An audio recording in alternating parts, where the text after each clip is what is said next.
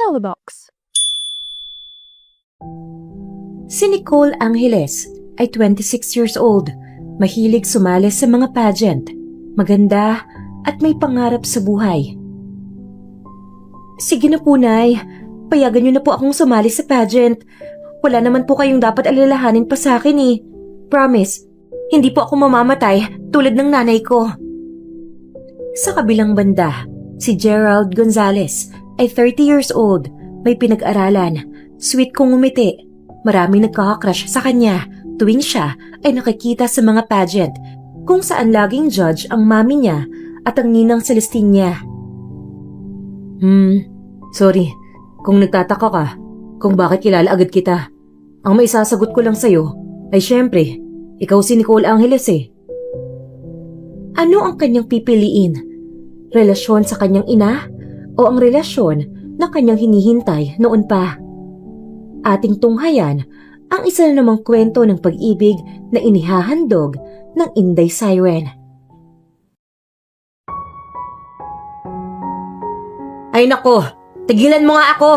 Ayokong sumasali ka sa mga pageant na yan. Alam mo naman kung anong nangyari sa mami mo eh. Baka mamaya ay magaya ka pa sa kanya.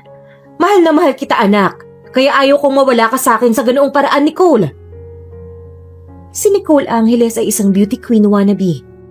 26 years old na siya, pero palihim pa rin siyang sumasali sa mga pageant. Kung sino-sinong manager na rin ang lumapit sa kanya para kunin siya bilang isang model. Pero hindi siya maka-oo dahil sa tuwing nagpapaalam siya sa kanyang ina na si Ami, ay diretsahang hindi ang sagot nito sa kanya. Sige na po, Nay. Payagan niyo na po akong sumali sa pageant. Wala naman po kayong dapat alalahanin pa sa akin eh. Promise, hindi po ako mamamatay tulad ng nanay ko. Pasensya ka na, anak. Hindi ko talaga kaya na pumayag dahil may trauma na ako sa nangyari sa nanay mo noon. Naiintindihan mo naman siguro ako, hindi ba? Malungkot man sa sagot ni Ami, ay tumango si Nicole sa kanya.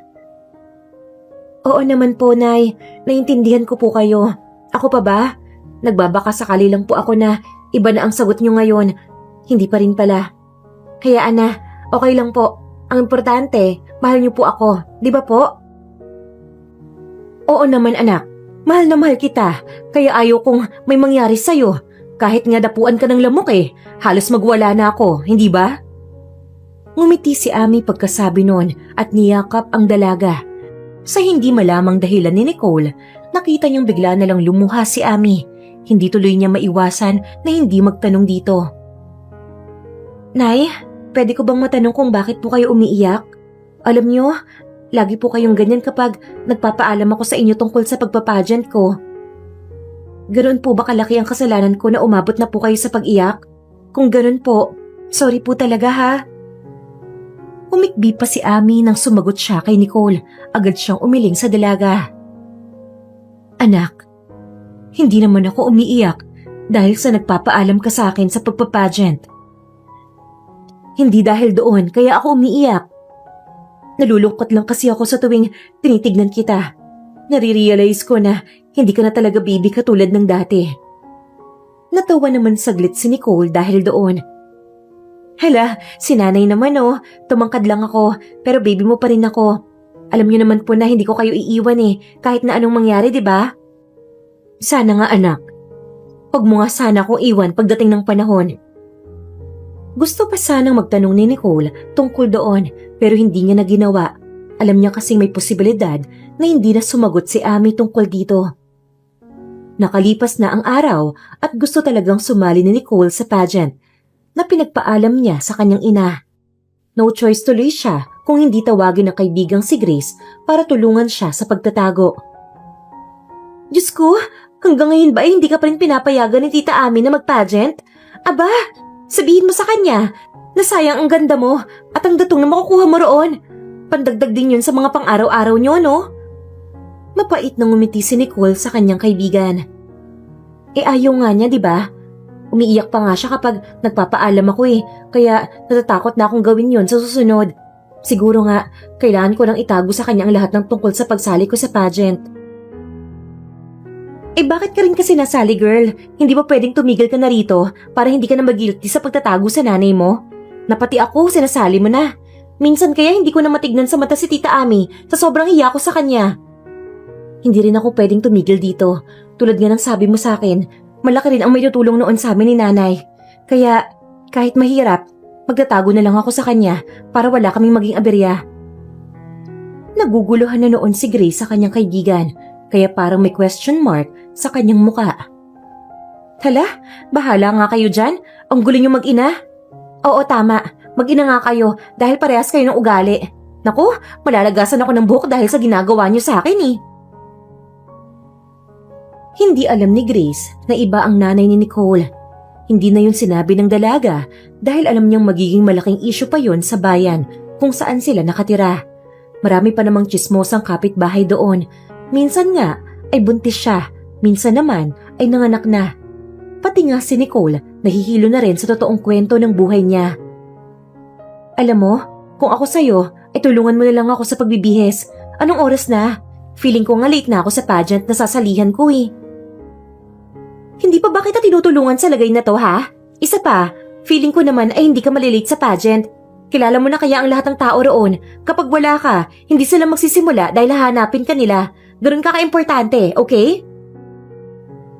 Natawa naman si Nicole dahil sa sinabi ng kanyang kaibigan. Nako, hindi naman sa ganun. Suki lang talaga ako ng pageant kaya kilala na nila ako. Tara na nga. Baka mamaya pa niyan, mahuli pa tayo ni nanay. Hindi pa ako makasali sa pageant. Sayang ang cash prize. Nagsasalita pa si Grace habang inaayos ang mga gamit ni Nicole. Alam mo, maganda rin naman ako eh. Kayang-kaya kong sumali dyan. Kaya lang, mas mahalaga sa akin ang pagkakaibigan natin kaysa sa pera na mapapalalunan ko. Tumatawa man si Grace ng konti noon ay parang seryoso ang kanyang sinabi kaya sumagot si Nicole sa kanya. Hala, ano ka ba? Dapat sumali ka rin kung gusto mo. Gusto mo rin namang tulungan sila tita. Sige na, sumali ka na rin. Kung magiging panalo ka, hindi naman ako magagalit sa'yo. Sa katunayan yan, magiging masaya pa ako. Hindi na. Ikaw na lang talaga ang para dyan. Kaya ko namang maghanap na lang ng trabaho para matulungan ang mga magulang ko eh. Isa pa, wala rin talaga akong confidence para gawin yung pageant na yan. Dumating na nga sila Nicole at Grace sa venue. As expected, panalo siya. Malaki ang grand prize. Mukhang kailangan niyang itago dahil magtataka ang kanyang ina kapag napansing maraming pera si Nicole. Sa tuwing mananalo siya ng malaki, nagbibigay din talaga siya sa kanyang kaibigan na si Grace. Alam niya kasing makakatulong ito sa pagpapagamot ng ina ng kanyang kaibigan. Oh, medyo malaki yung prize ngayon ha, kaya bibigyan kita ng sarili mong premyo. Ikaw kaya ang lagi kong kasama sa pageant. Dapat lang na meron akong ibigay sa'yo. Nahihiyaman ay tinanggap pa rin ni Grace ang pera na binigay ni Nicole. Alam kong hindi ko pinaghirapan ang perang to, pero tatanggapin ko ha. Pasensya ka na sa akin, kailangan lang talaga ni nanay pampagamot. May awa at pagmamahal ang tingin ni Nicole kay Grace noong mga oras na yon.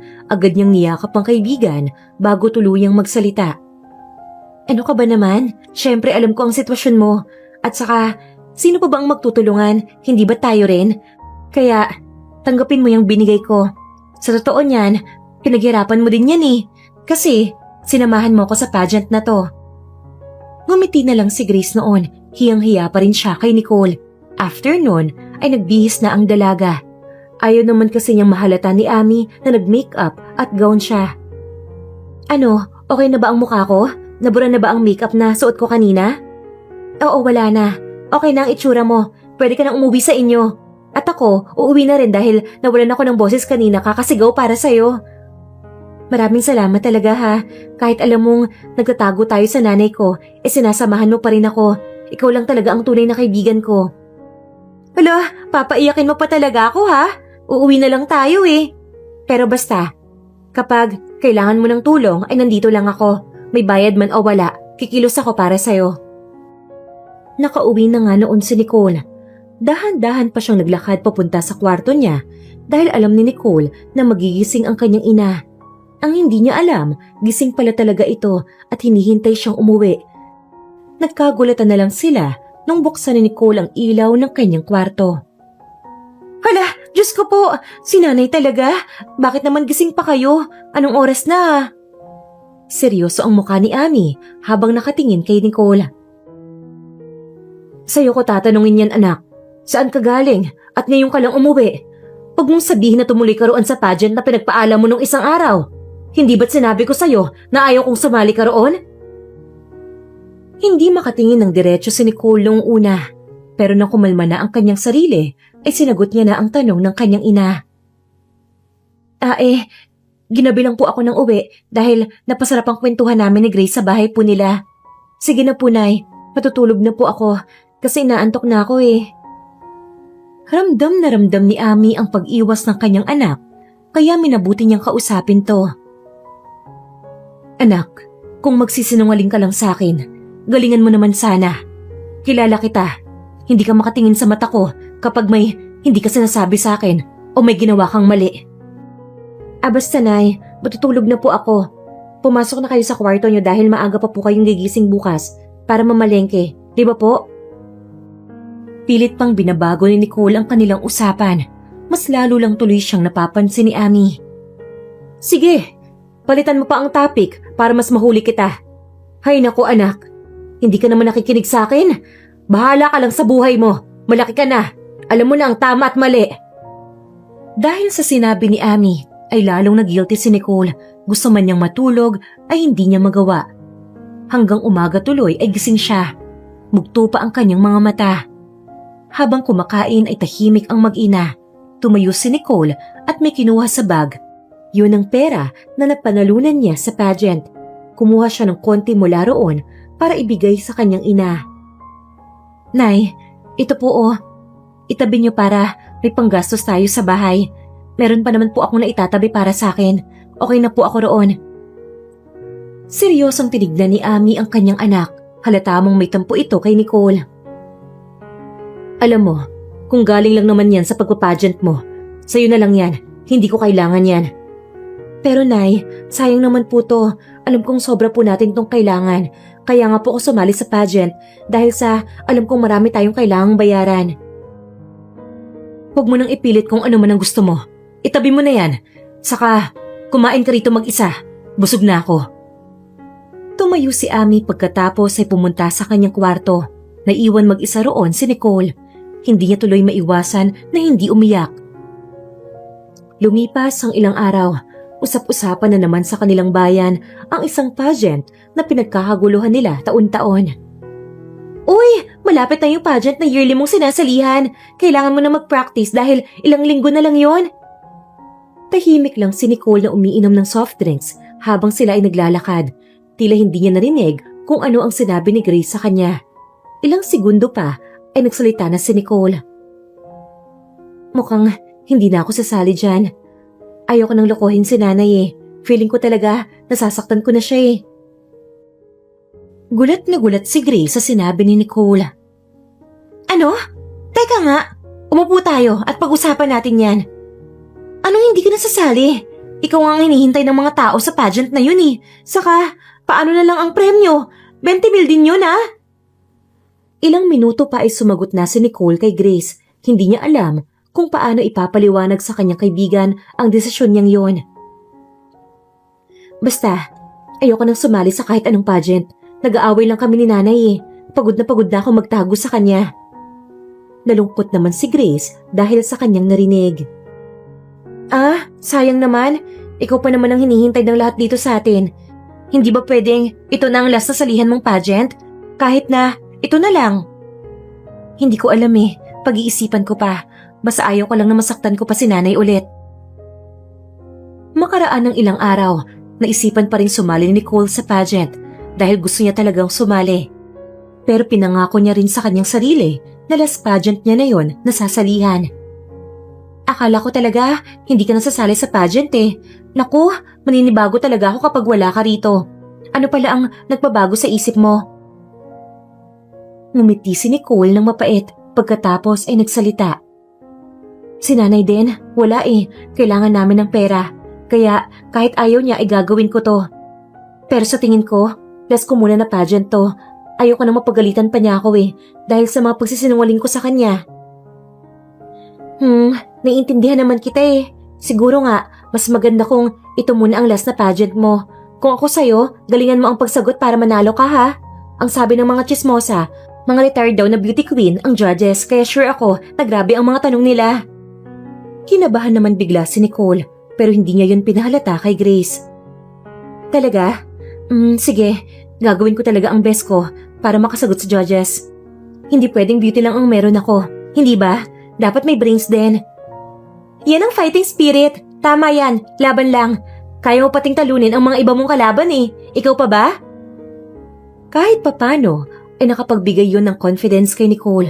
Oo, alam niyang tama si Grace. Kakayanin nga niya ang laban na to. Nang pumunta na sila sa venue, hindi alam ni Nicole kung bakit kilig na kilig si Grace dahil nakatingin ito sa hindi kalayuan. Uy, ano ba yung tinitignan mo? Bakit parang kilig na kilig ka naman dyan? Kasi nakita ko na naman yung pogi na laging nasa pageant. Hindi ko alam kung bakit, pero ang gwapo niya talaga. Inisip pa ni Nicole kung sino yung sinasabi ni Grace. Ilang minuto pa ay naalala na niya ang lalaking sinasabi ni Grace. Yun bang si Gerald Gonzalez? Yung sinasabi mo na crush mo? Tuwang-tuwa naman si Grace na tumango. Oo, yun nga. Pero baka may girlfriend na siya eh. O kaya nililigawan. Hindi ko rin alam kung bakit lagi siyang nasa pageants eh. Huwag ka nang umasa dyan. Isa siguro sa mga kasali ang girlfriend niya, kaya lagi siyang nandito. Grabe naman, pinutol mo na agad ang pangarap ko. Pero baka nga rin tama ka. Girlfriend niya ang isa sa mga kalaban mo. Habang nasa venue ay naiihi si Nicole, kaya nagpaalam muna siya kay Grace para pumunta sa comfort room. O sige na, bilisan mo. Mamaya magsimula na ang pageant eh. Sige, bantayan mo ang gamit ko ha. Baka may mawala pa dyan eh. Lagot ako kung sakali. Nagmamadali na talaga si Nicole sa comfort room dahil ihing-ihi na siya, pero nagulat siya nang may nakabanggaan siyang lalaki. Pagtingala niya, nagulat siya dahil si Gerald Gonzalez pala ang lalaking yon. Aminado si Nicole, parang tumigil ang mundo niya noong nakita niya ang binata. Si Gerald Gonzalez ay chinito, may mapulang labi, matangkad at ramdam mong kahit presensya lang ang dala nito ay mapapahanga ka na talaga. Anak siya ng retired beauty queen, kaya laging nakikita kung saang-saang pageant ang binata. Kasi kung hindi taga-nood, judge naman ang kanyang ina. Ay sorry miss, hindi ko sinasadya. Okay ka lang ba? Okay lang naman ako. Si Gerald Gonzalez ka, tama? Ngumiti naman si Gerald. Para bang masaya siya na may nakakakilala pala sa kanya. Oo, ikaw naman si Nicole Angeles, tama? Agad na nagtaka at nagtanong si Nicole kung bakit siya kilala nito. Ha? Kilala mo pala ako? Paano? Sorry kung nagtataka ka kung bakit kilala kita agad. Ang may sasagot ko lang sa'yo ay syempre, ikaw si Nicole Angeles eh. Bahagyang kinilig si Nicole noon pero bigla niyang naalala na naiihi nga pala siya kaya agad siyang nagpaalam kay Gerald. Konti na lang din ang oras niya dahil malapit na ang start ng pageant. Hindi alam ni Nicole kung bakit kinakabahan siya ng sobra ng gabing yon. Ang tumatakbo sa kanyang isip, baka kasi yun na ang huling pageant na sasalihan niya, kaya grabe na lang ang kaba sa puso niya. Dumating na ang panahon, si Nicole na ang tatanungin ng judge. Ay wow! Bongga ka girl! Ang one and only ang nabunot mo! The ever-gorgeous Mrs. Celestine Geraldo de Vera. Ngumiti naman si Celestine habang tinitignan si Nicole sa stage. Hawak na niya ang mic pagkatapos ay nagsalita. Good evening! You look so beautiful tonight, Iha. Para kang anghel na bumaba sa langit. Anyways, my question for you is this.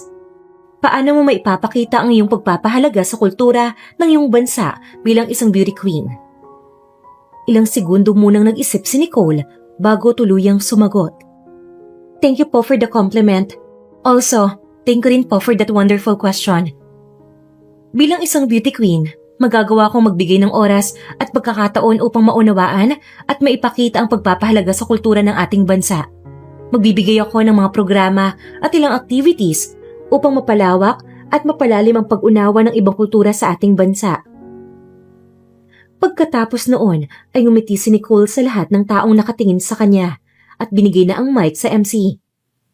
Wow! Iba ka rin talaga sumagot, Miss Angeles. Laban kong laban. Thank you. Next candidate, please. Kabado si Nicole noon. Ilang contestant pa ang hinihintay niya bago tuluyang malaman kung sino ang panalo sa pageant. Sana naman ay hindi na si Nicole ang panalo ngayon. Kota na ang babaeng yun sa mga pageants eh.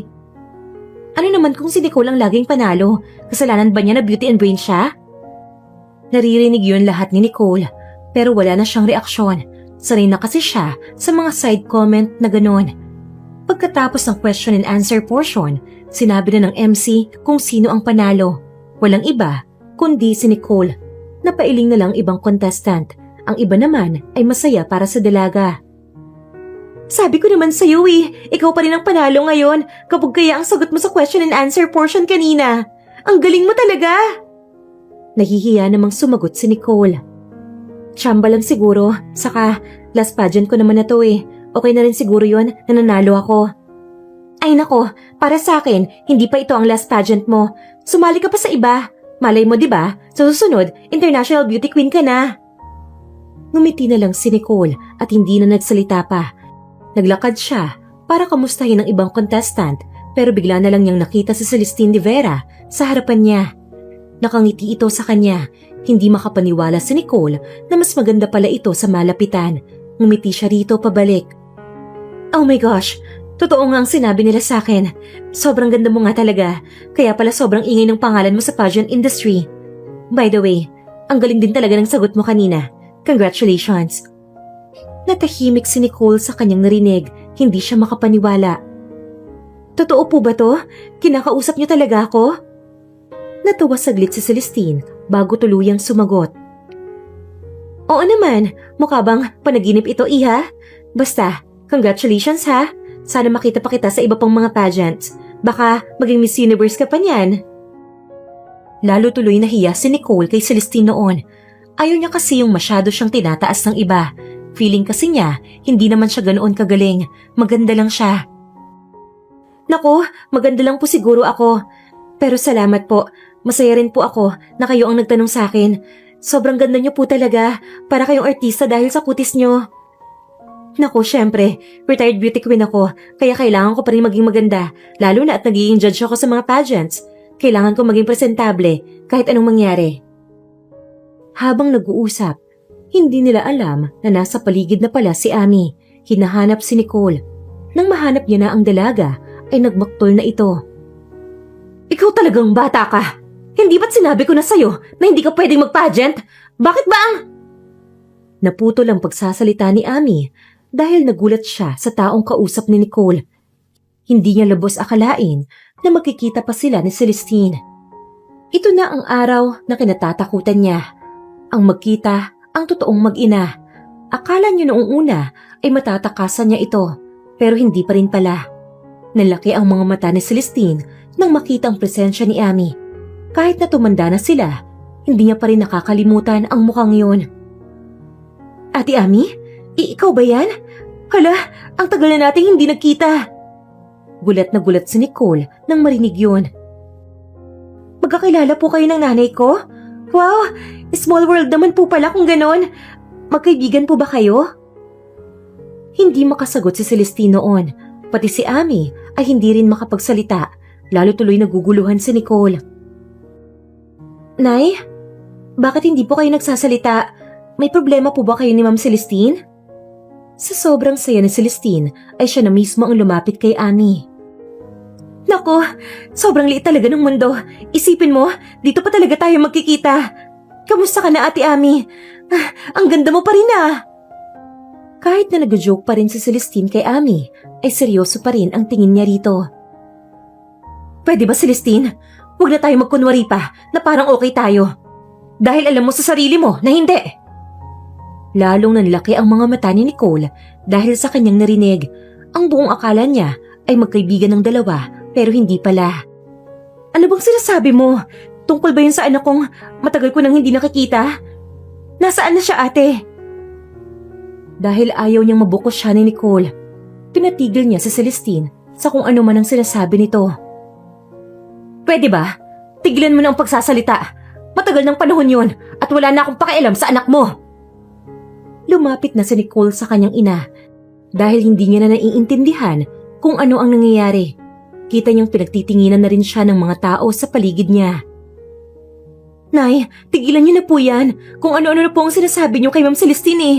Nakakahiya na po. Tignan niyo, pinagtitinginan na tayo ng mga tao.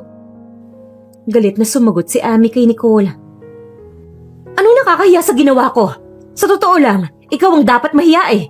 Kung hindi mo kasi pinipilit na mag-pageant, hindi naman ako magagalit ng ganito. Nay, pasensya na po. Hindi ko talaga mapigilan ng pagsali sa pageant eh. Saka, alam naman po natin na kailangan natin to. Kailangan po natin ng pera. Hindi malaman ni Celestine kung bakit bigla siyang kinutuban kay Nicole. Dali-dali niyang tinanong si Ami kung tunay ba niyang anak ang dalaga. Ate Ami, huwag mong sabihin sa akin na si Nicole ang anak ko.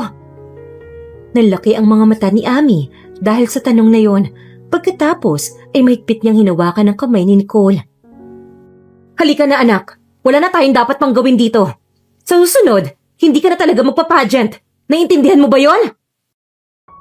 Doon na lang pumasok sa isipan ni Nicole na baka nanay niya nga si Celestine.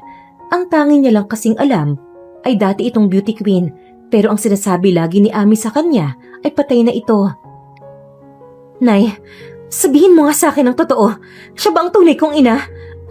Ang sabi niyo sa akin, patay na po ang mama ko. Diba? Ibig sabihin po ba nun? Niloloko niyo lang po ako?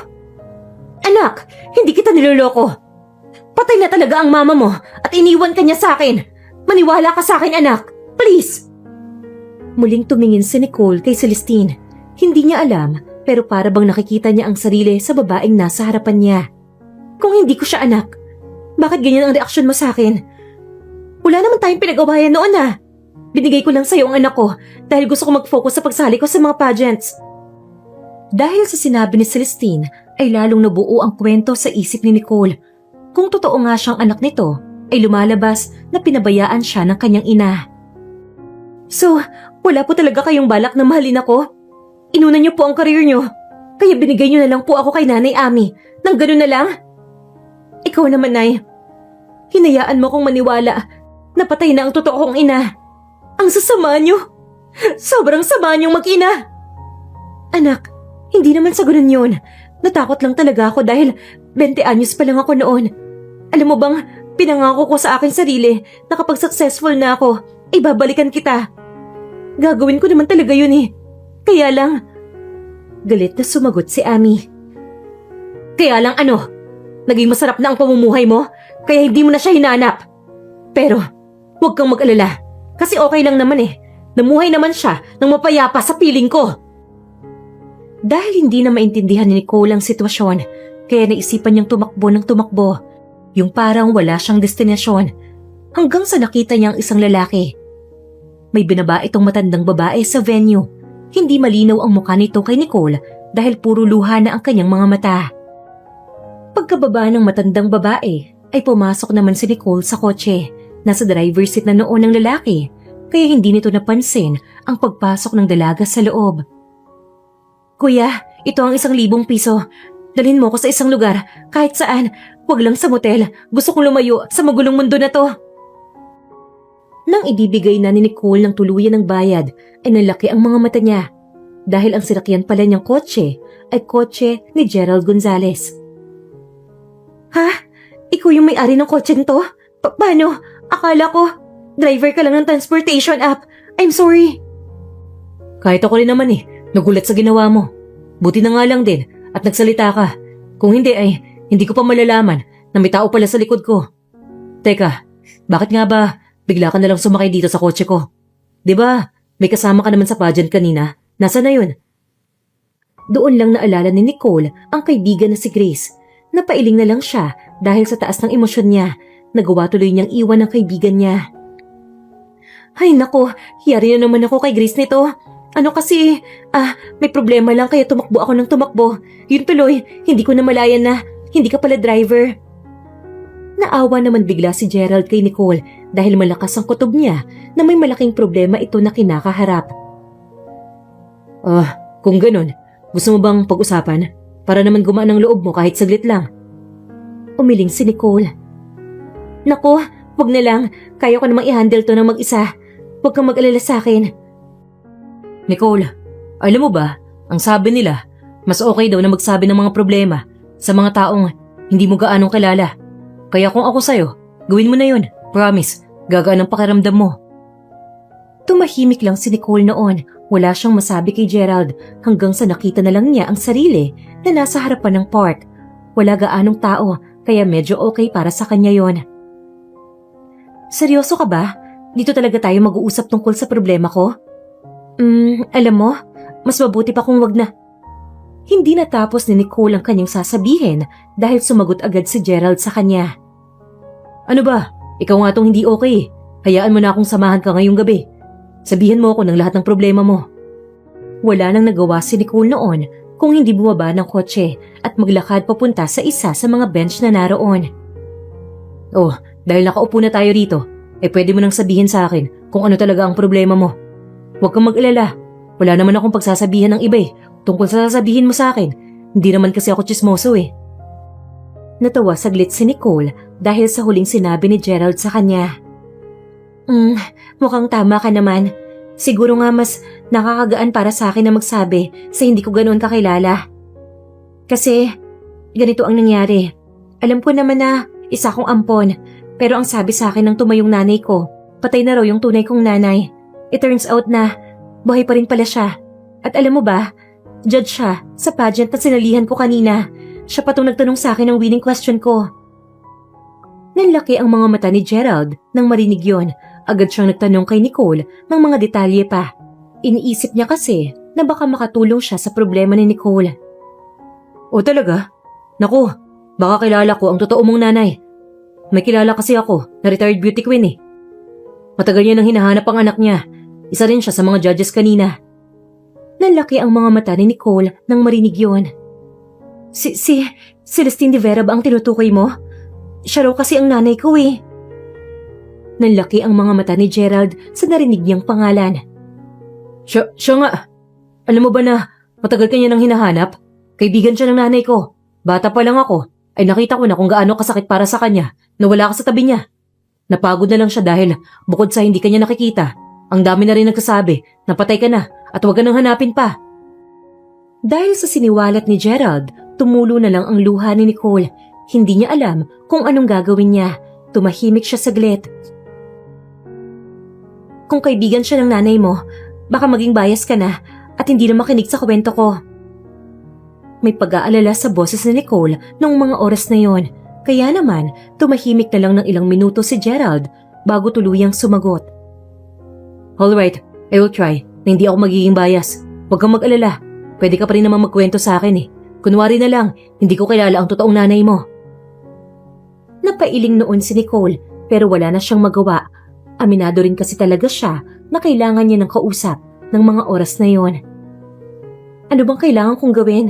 Galit pa ako sa kanila at hindi ko alam kung kailan ako magiging okay sa kanila. Okay lang naman siguro yun, hindi ba? Tumango si Gerald. Oo, okay lang naman yun. Harapin mo na lang sila kapag ready ka na. Hindi ka naman kasi nila pwedeng pilitin Ang importante ngayon, alam mo na ang totoo at hindi ka na magtatanong pa tungkol sa nakaraan mo. Isa pa, mapalad ka pa rin dahil buhay pa ang nanay mo. Pwede mo pang maranasan ang pagmamahal niya. Hindi ka tulad ng iba dyan. Wala na silang ina, hindi ba? Napangiti na lang si Nicole noon. Alam niya kasi na yung mga salitang iyon ang kailangan talaga niyang marinig. Masaya siya na kahit papano, may isang tao na kaya siyang intindihin kahit ang gulo ng mundo. Pagkatapos ng kanilang pag-uusap, ay nagpunas si Nicole ng luha. Gusto pa sana niyang makipagkwentuhan kay Gerald pero kailangan niya nang umuwi. Maraming salamat ha. Hindi mo alam kung gaano kahalaga sa akin ang pag-uusap natin na to. Salamat kasi bukas ang puso't isip mo na makinig sa akin. Kahit pakilala mo ang totoo kong nanay. Tama ang lahat ng sinabi mo sa akin. Walang anuman, hayaan mo. Simula ngayon ay magkaibigan na tayo. Sana kapag nakita tayo ulit ay hindi na malungkot ang kwento mo na sasabihin mo sa akin. Alam mo kasi, mas maganda ang tao kapag nakangiti sila. Kaya try mo rin ha. Sa huli ay umiti na nga si Nicole. Noong una ay ayaw pa niyang magpahatid sa bahay nila pero nagpumilit si Gerald. Magpahinga ka na. Kapag nalulungkot ka, tawagan mo lang ako. Binigay ko naman ang number ko sa'yo eh. Oo sige, walang problema. Tatawag lang ako sa'yo. Maraming salamat ulit. Bago siya pumasok, ay nakita niya si Amy. Lalapitan sana siya nito pero agad siyang yumuko at dumiretso sa kwarto. Talagang ayaw niya na makausap pa ang kanyang ina. Nagilty siya noon dahil para niyang binabastos ang kanyang ina. Pero para sa kanya, gusto lang talaga niyang maging okay muna. Masyadong marami ang nalaman niya ngayong gabi, kaya minabuti na lang niyang ipagpahinga yon. Ilang araw din silang walang pag-uusap ni Amy dahil nga roon sa nangyari, wala silang hangin sa isa't isa. Kaya lang, hindi na yun nakayanan ni Nicole. Siya na mismo ang lumapit sa kanyang ina para kausapin to. Nay, ito po, kape nyo. May binili rin ako na tinapay para sa inyo. Dahil sa ginawa ni Nicole, napangiti si Amy sa kanya bago tuluyang sumagot. Anak, totoo ba to? Okay na tayong dalawa? Napatawad mo na ba ako? Yumuko si Nicole pagkatapos ay umupo sa tabi ni Amy. Naluluha na siya noong mga oras na yon. Hindi naman kita matitiis eh. Pero sana, hayaan niyo po akong makilala ang tunay kong ina. Okay lang po ba? Huwag po sana kayong magalit sa akin kung yun po ang gusto kong gawin. Lumungkot ang mukha ni Amy, pero ngumiti siya ng mapait. Pero sinagot niya pa rin si Nicole. Wala naman akong magagawa anak. Naisip ko na rin naman yan noong mga araw na hindi pa tayo nag-uusap. Kailangan mo ring makilala sa Celestine. Pero sana, huwag mo akong iiwan, ha? Ngumiti si Nicole. Oo naman, hindi ko po kayo iiwan, Nay. Alam kong may dahilan kayo kung bakit nyo tinago sa akin ang katotohanan. Tapos na po yun, kailangan na po natin mag-move on. Nagyakapan silang dalawa pagkatapos ay tuluyang nagsalo sa almusal. Pero masaya na si Nicole na ganoon ang naging takbo ng usapan nila ng kanyang ina. Dahil okay na nga sila ni Amy, tinawagan ni Nicole si Gerald para ikwento yon. Gusto rin niyang magpatulong na mapuntahan si Celestine para personal din niyang makausap to. Hi Gerald! Alam mo ba, naging maayos na kami ni nanay. Ilang araw ang lumipas bago ko siya tuluyang pinansin. Masaya ako na okay na kami ngayon. Ah talaga? Buti naman kung ganun. Masaya ako para sa'yo. Saglit na tahimik si Nicole bago siya tuluyang sumagot kay Gerald. Gerald, alam kong malaking favor ang hihingin ko sa'yo, pero kakapalan ko na ang mukha ko. Agad na nagtaka si Gerald sa kung ano ang sasabihin ni Nicole sa kanya. Ha? Anong malaking favor ang hihingin mo? Sabihin mo lang sa akin, tutulungan kita kahit ano pa yan. Gusto ko sanang magpasama sa'yo sa bahay ni Ma'am Celestine. Kakausapin ko sana siya tungkol sa nangyari noong nakaraan. Okay lang ba? Wala ka namang ginagawa ngayon, hindi ba? Natuwa naman si Gerald sa kabilang linya, kaya masaya niyang sinagot si Nicole. Mabuti naman kung okay ka na kay Tita Celestine. Sige, susunduin kita dyan sa inyo. Hintayin mo ako Sige. Pumunta na nga sina Nicole at Gerald sa bahay ni Celestine. Ang nagbukas ng pinto ay ang yaya. Ngumiti ito sa dalawa at pinapasok na sila. Ay, si Sir Pogi pala ito. Sige, pasok ka na. Nasa dining room si Ma'am Celestine. Thank you, Yaya. Pasok na po kami. Nang pumasok na ang dalawa, ay nanlaki ang mga mata ni Celestine. Ngumiti agad siya at para bang gusto niyang yakapin si Nicole. Gerald, I didn't know na magkakilala pala kayo ni Nicole. Buti, dinala mo siya rito. Ngumiti si Gerald sa kanya. Opo. Kilala po kasi si Nicole sa pageantry. Kaya hindi na rin po malabo na magkakilala po kami. Kaya po kami nandito kasi may gusto pong sabihin sa inyo si Nicole. Napatingin si Celestine kay Nicole. Tumango ito na tila ba sinasabi na umupo siya para makapag-usap sila ng maayos. Masaya akong makita ka ulit. Nicole, ano ba yung gusto mong sabihin sa akin? Gusto ko po sanang humingi ng tawad sa inyo sa ginawa ko nung nakaraan. Alam ko pong hindi ko dapat yung ginawa. Saka gusto ko rin pong sabihin na tinatanggap ko na kayo bilang ina. Pero dahan-dahan lang po tayo ha. Hindi ko po kasi kaya na basta ko na lang iwanan si Nanay Amy. Naiintindihan niyo naman po siguro yon, hindi ba? Gulat na gulat si Celestine sa sinabi ni Nicole. Agad siyang tumayo at yumakap sa dalaga. Noong una ay hindi yumayakap si Nicole sa kanya, pero kalaunan ay yumakap na rin ito sa kanyang ina. Anak, hindi mo alam kung gaano ako kasaya ngayon. Ang buong akala ko ay hindi mo na ako tatanggapin bilang tunay mong ina. Mapait na ngumiti si Nicole sa kanya. Pwede po ba yon? Nanay din po kita. Siyempre, gusto rin po kitang makilala. Natagalan nga lang ng konti, pero nandito na po ako. Handa na po akong tanggapin ka bilang tunay kong ina. Alam ko pong may ilang magbabago sa buhay ko, pero pangako ko po, gagawin ko ang lahat para maging maayos pang relasyon natin. Naluha si Celestine sa kanyang narinig at yumakap muli kay Nicole. Oo naman, asahan mong gagawin ko rin ang lahat para maging maayos ang relasyon ko sa'yo. Pangako, magiging mabuting ina ko sa'yo. Masaya si Gerald na masaksihan kung ano man ang estado ng mag-ina. Sa wakas, magiging masaya na talaga ang kanyang tita Celestine at hindi na ito maghahanap ng pagmamahal sa ibang tao. O sige na, kumain kayong marami ha. Sabihin mo lang sa akin anak kung ano pa ang gusto mo. Kahit wala rito sa menu, ipagluluto ko para naman makabawi ako sa'yo. Umiling si Nicole pagkatapos ay ngumiti. Huwag na po, hindi naman na kailangan. Saka sobrang dami na po nitong pagkain na nasa harapan ko eh. Maraming salamat na lang po. Sure ka ha? Hindi mo gusto ng ibang pagkain? Kitang-kita ni Nicole na gusto siyang alagaan ni Celestine. Masaya siya roon pero at the same time ay nalulungkot din siya dahil naisip niyang maraming taon din ang nanakaw sa kanilang dalawa. Habang kumakain, hindi na iwasan ni Celestine na itanong sa kanyang anak ang isang bagay na kinakatakutan niya simula noong malaman ang totoo tungkol kay Nicole. Alam ko anak, masyado pang maaga para sa pagtatanong kong to, lalo na at hindi ka pa nakaka-move on sa nalaman mo. Pero gusto ko lang sanang itanong, dito ka na ba titira sa bahay ko? Alam mo, welcome na welcome ka rito. Sa totoo lang, ilang taon nang nakahanda ang kwarto mo sa itaas. Nasamid naman si Nicole dahil sa kanyang narinig, hindi niya lubos akalain na ganon ka-ready si Celestine pagdating sa kanya. Tungkol po pala roon, sa ngayon po, ay kay nanay muna ako maninirahan. Bibisita na lang po ako sa inyo paminsan-minsan para hindi niyo po ako mamiss. Okay lang naman po siguro yon, hindi ba? Kita ang lungkot sa mga mata ni Celestine pero pilit niyang tinatago yun kay Nicole. Ayaw din naman kasi niya na mapilitan si Nicole na sumama sa kanya. Natatakot siya na baka lalo itong lumayo sa kanya kapag hindi siya sumunod sa mga gusto nito. Sige anak, wala namang problema sa akin kung saan ka muna maninirahan eh. Ang importante, alam na natin ngayon kung sino ka talaga. Sa totoo lang, masaya na ako na makita ka.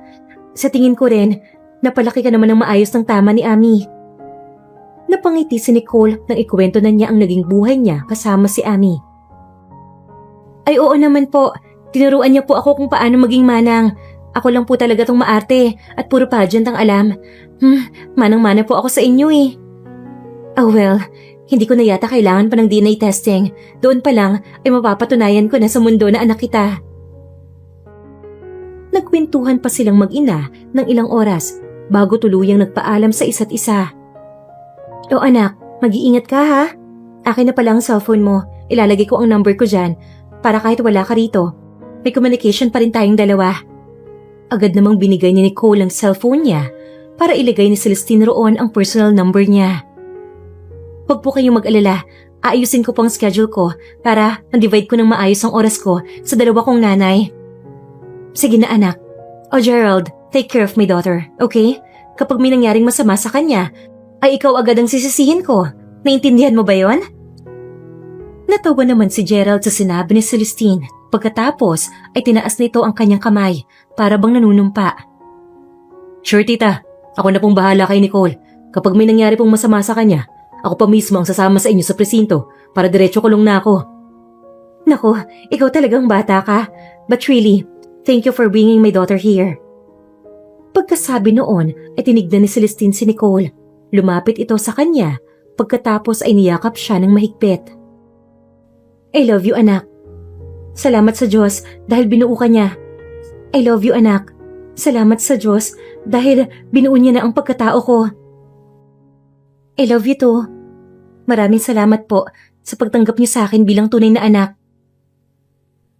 On the way pa uwi ay hindi na itago ni Nicole ang kasiyahan na kanyang nararamdaman. Todo pasasalamat tuloy siya kay Gerald. Alam mo, dahil sa iyo to kung hindi mo ako kinausap sa park noon, hindi ko maiisip na patawarin sila Nanay Ami at Ma'am Celestine. Ngumiti si Gerald kay Nicole bago sumagot. Ma'am Celestine, aba, dapat masanay ka na sa tawag na mama. Okay, isa pa, hindi lang naman dahil sa akin kung bakit mo napatawad yung dalawang mong nanay. Yun ay dahil na rin sa pagbubukas mo ng puso mo sa kanila. Kung hindi mo ginawa yun, hindi ka magiging ganyan kasaya ngayon.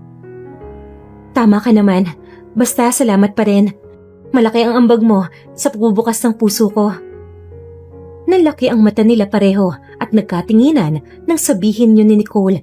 Inayos niya tuloy ang kanyang sarili. Pagkatapos ay nilinaw kung ano ang sinasabi niya. Pagbubukas ng puso ko sa pagpapatawad. Tama, yun nga ang gusto kong sabihin. Pasensya na, nagkamali lang ako. Ramdam ang kaba sa boses ni Nicole ng mga oras na yon. Oo, alam ko naman na yun talaga ang pinupunto mo Basta, masaya ako para sa'yo. At masasaya pa ako kung makita ko nag-grow ang relasyon niyong mag-ina. Ilang minuto pa, nasa tapat na sila ng bahay ni Nicole, kaya binuksan na ng dalaga ang pintuan ng kotse. Bago tuluyang bumaba, ay tumingin siya kay Gerald sa huling pagkakataon. Nahuli niya naman itong nakatingin din sa kanya. Hindi alam ni Gerald kung bakit parang may kuryente mula sa kanyang katawan noong siya ay tinignan ni Nicole. Para ring bumilis ang tibok ng puso niya noon. Pagpasok sa loob ng bahay, agad na kinuwento ni Nicole sa kanyang Nanay Ami kung anong nangyari sa pagkikita nila ni Celestine. Kamusta ang lakad mo anak? Ayos naman ba? Nakapag-usap naman ba kayo ni Celestine ng maayos? Ngumiti si Nicole sa kanyang ina pagkatapos ay umupo siya sa tabi nito. Nay, okay naman po ang naging pag-uusap namin. Pero may tinanong po siya sa akin na hindi ko pa po masagot dahil kailangan ko po munang itanong sa inyo. Nagtaka si Ami at tinanong agad ang dalaga kung tungkol saan ang sinasabi niya. Tungkol saan yun anak? Sige, itanong mo lang sa akin. Sumeryoso ang mukha ni Nicole para bang hindi niya alam kung paano niya sasabihin kay Ami ang tungkol doon. Tinatanong po kasi niya ako kung kailan daw po ako maninirahan sa kanya. Ang sabi ko naman po, gagawa ko ng schedule para mahati ang oras ko sa inyong dalawa. Siguro naman po ay okay lang po sa inyo yon, hindi ba? Pansin ang biglang pagkalungkot ng mukha ni Ami nang sabihin yun ng kanyang anak. Pero syempre, alam niya na hindi naman siya pwedeng magdikta sa dalaga. May sariling isip at puso si Nicole, kailangan niyang igalang yun. Tama ka naman dyan anak. Maganda nga rin yung may schedule ka para makasama mo rin si Celestine. Salamat po, Nay. Kapag nandoon po ako sa bahay ni Mama Celestine, si Grace na po muna ang kasama niyo rito ha. Okay lang naman po yun? Kumunot ang noo ni Ami dahil sa kanyang narinig. Tama ba ang narinig ko? Tinawag mo siyang Mama? Nahiya si Nicole dahil doon. Napayuko siya at hindi makatingin kay Ami. Anak, okay lang. Pasensya ka na sa reaksyon ko. Nagulat lang ako. Pero pwede mo pa rin naman siyang tawagin ng ganon. Pagkatapos ng lahat, siya pa rin naman ang tunay mong ina. Nahihiya na tumingin si Nicole sa kanyang ina pagkatapos ay nagsalita. Sigurado po kayo, Nay? Okay lang po talaga sa inyo? Sinasanay ko lang po talaga ang sarili ko na tawagin siya ng ganon. Gusto ko lang pong subukan. Oo, okay lang. Tama lang din na sanayin mo ang sarili mo na tawagin siyang ganon. Kahit mahirap, hindi kita ipagdadamot sa kanya. Kasi karapatan mo rin naman yun. Mapait na ngumiti si Nicole. Pagkatapos ay niyakap niya si Ami. Umiiyak silang dalawa. Makalipas ang ilang araw, tinawagan na nga ni Nicole si Gerald para sunduin siya sa kanila. Hindi sinasadya na makita ni Ami si Gerald, kaya nagtanong siya kay Nicole tungkol sa binata. O anak, sino siya? Bago mo ba siyang kaibigan? Nahihiyang ngumiti si Nicole kay Ami. Pagkatapos ay lumapit to. Opo, parang gano'n na nga. Kaibigan po ng nanay niya po, si Mama Celestine, kaya ihatid niya po ako roon. Ilang minuto pa ay kumaway si Gerald kay Amy. Hello po. Magandang umaga, Tita Amy. Susunduin ko lang po si Nicole. Ihatid ko rin naman po siya mamaya. Tinignan ni Amy mula ulo hanggang paa si Gerald pagkatapos ay ngumiti ito kay Nicole. Aba anak, mukhang gwapo siya. Boyfriend mo na ba yan? Naku, kung oo, bakit hindi mo sinabi sa akin? Napatingin si Nicole kay Gerald at nahiya. Ano ka ba naman, Nay? Nakakahiya kay Gerald. Hindi ganun yun. Hindi ko siya boyfriend at hindi ko siya magiging boyfriend. Hindi ka sigurado sa mga sinasabi mong yan. Pero sige na, umalis na kayo. Mamaya ay pupunta na rin naman si Grace dito para samahan ako. Pumunta na sila Nicole at Gerald sa bahay ni Celestine. Excited naman niyang sinalubong ang kanyang anak nang makita ito sa may gate ng kanyang bahay. I'm glad that you're here, anak. Tara na sa loob. Kumain tayo. Pinaluto ko kay Yaya ang lahat ng pwede niyang iluto para sa'yo. Hindi ko pa kasi alam ang paborito mong ulam. Nagulat at nahiya si Nicole nang marinig yun mula sa kanyang ina. Po, naku, hindi niyo naman po kailangan gawin yun. Sayang po ang pagkain. Isda lang po, okay na ako. Yun po ang nakasanayan kong ulam eh. Kitang-kita na nalungkot bahagya si Celestine dahil sa sagot ni Nicole. Ah, ganun ba? Sige, kung okay lang sa'yo, tikman mo na lang to. Kapag hindi mo nagustuhan, magpapaluto ako ng isda, okay? Lalong nahiya si Nicole kay Celestine kaya't pinigilan niya na ito. Wag na po, okay na po yun. Tinuruan din po kasi ako ng Nanay Amy na kung ano ang nasa hapagkainan, yun ang kakainin. Huwag mo mamili ng ulam. Magpait na ngumiti si Celestine sa kanyang anak. Hindi niya maiwasan na hindi malungkot na ganoon ang sinabi ni Nicole sa kanya. Well, tama naman ang Nanay Amy mo. Sige na, kumain ka na. Sana ay magustuhan mo ang niluto ni Yaya Feli para sa'yo. Tumangutango naman si Nicole pagkatapos ay kumain na. Kasabay din nila si Gerald doon. Habang kumakain sila, hindi na iwasang tignan ni Celestine ang dalawa. Napangiti siya sa mga to. Alam nyo, kung hindi ko kilala tong si Gerald, baka napagkamalan ko kayong may relasyon. Bagay na bagay kayo eh. Anak, matanong nga kita, may boyfriend ka na ba? O di kaya manliligaw? Kung meron, huwag mong kakalimutan na ipakilala sa akin ha. Aba dapat ay alagaan ka niyan. Nasamid naman si Nicole dahil sa tanong ng kanyang ina. Nahihiya siya na natatawa dahil pati yun ay gustong malaman ng nanay niya. Naku mama, wala po akong boyfriend ha. Siguro manliligaw. Pero hindi ko naman sila pinagtutuunan ng pansin dahil ibang dahilan ko kung bakit ako sumali sa mga pageant na yan. Natawa rin roon si Gerald bago tuluyang sagutin si Celestine. Ay nako tita, alam niyo po ba, sa sobrang sikat ng anak niyong to, ay napabalita na may manliligaw siyang politiko noon. Marami pa. May businessman pa, may engineer, lahat na yata. Nanlaki ang mata ni Nicole dahil sa gulat. Hindi niya alam, pati yun ay alam ni Gerald. Siguro nga ganoon kakilala ang pangalan niya sa bayan nila.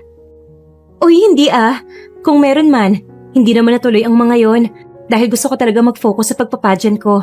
Yun kasi ang way ko para kumita ng pera. Dahil doon, ang masayang usapan tuloy nila ay nabalot ng kalungkutan. Naawa si Celestine sa kanyang anak dahil hindi man lang niya natulungan ito noong mga oras na yon. Anak, hayaan mo. Simula ngayon, tutulong na ako sa mga gastusin mo araw-araw. Babawiin natin ang lahat ng panahon na hindi tayo magkasama. Ayos ba yun sa'yo? Biglang naguluhan si Nicole dahil sa sinabi ng kanyang ina. Hindi niya alam kung maiinis o matutuwa siya. Mama, paalala ko lang po ha. Hindi naman ako lumapit sa inyo o hindi ko kayo tinanggap para hingian ko lang ng pera. Nandito po kasi ako kasi gusto ko kayong makilala. Yung maramdaman ko po ang pagmamahal niyo sa akin. Natigilan si Celestine dahil doon.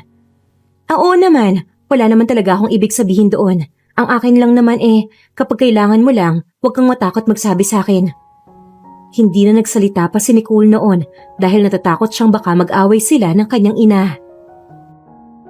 Ilang oras pa silang naroon ni Gerald.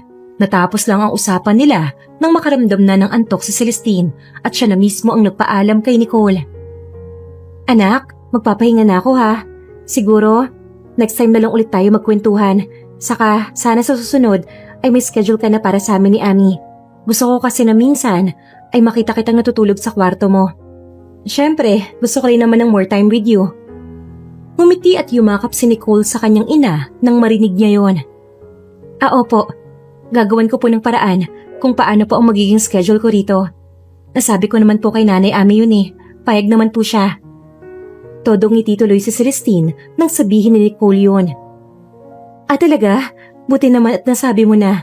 Ang buong akala ko kasi ay hindi siya papayag. Oo nga pala. Sabihin mo sa kanya na sumama siya next time rito sa bahay. Sabay-sabay tayong kumain. Gusto ko magkaroon tayo ng bonding kahit papano. Okay lang naman siguro sa kanya yun, di ba?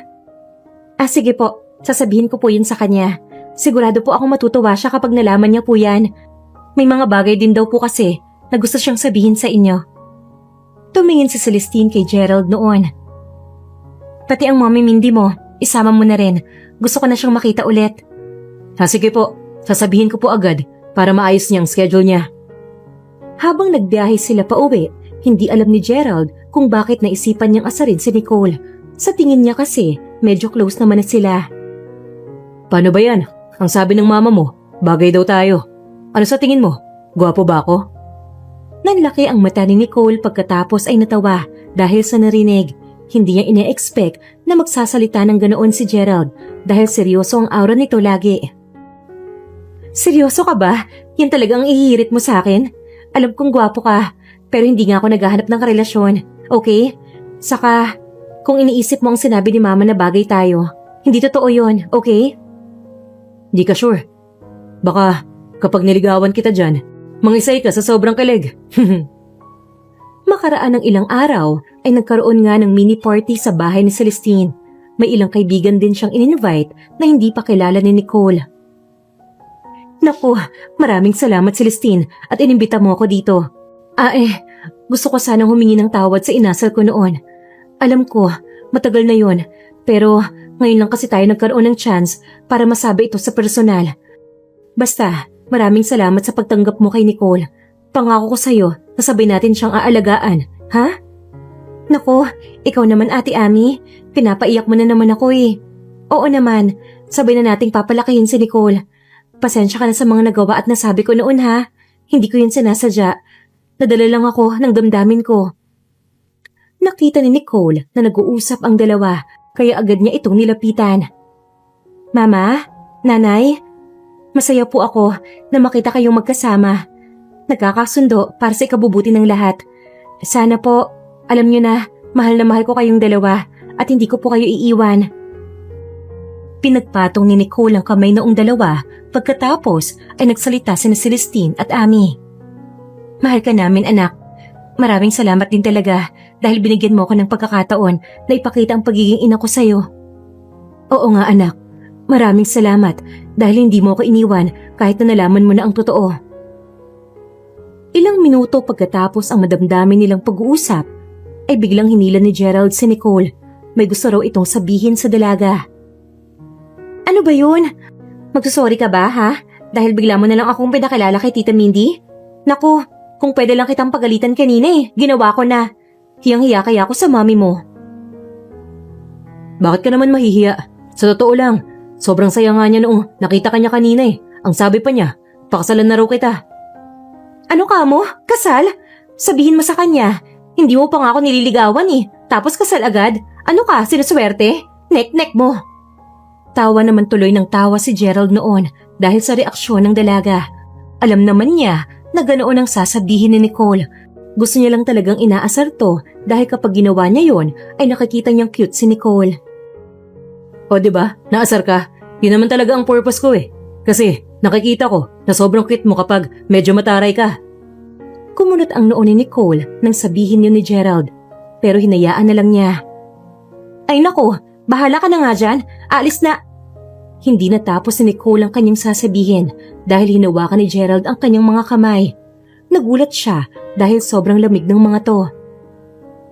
Kinakabahan ka ba? Bakit?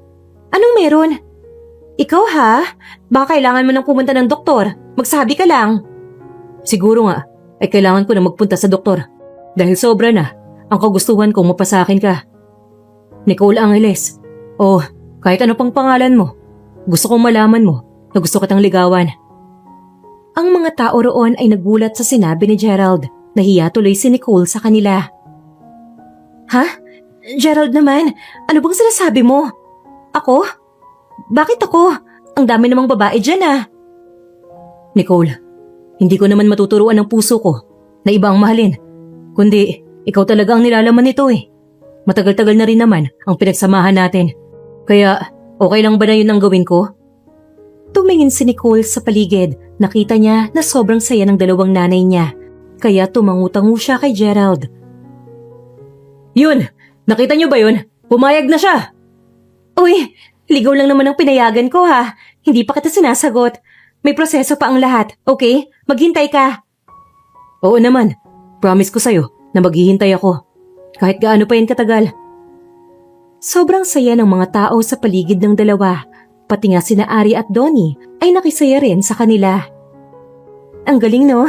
Kahit manliligaw pa lang siya, parang proposal na. Sana all. Bakit naman sana all? Niligawan naman kita. Gusto mo ba? Pati ang proposal ay gawin ko na. Madali lang naman akong kausap eh. Hala, hindi ah. Bata pa ako para sa kasal na yan. Tara na nga, nagugutom na ako eh. Kumain na tayong dalawa. Ang pagiging totoo sa sarili ay mas mahalaga kaysa sa panlabas na kagandahan. Mas okay na maganda ka na pagkatapos ay maganda din ang puso mo. Isa pa, hindi hadlang ang kahirapan sa pag-abot ng mga pangarap. Sa pagpupursige at pagtsatsaga, makakamit ito ng mga taong nangangarap. At dyan po nagtatapos ang kwento nila Gerald at Nicole. Dito lang sa Inday Siren. Ako po si Miss Lee, ang inyong tagapagsalaysay. Hanggang sa muli. Celebox.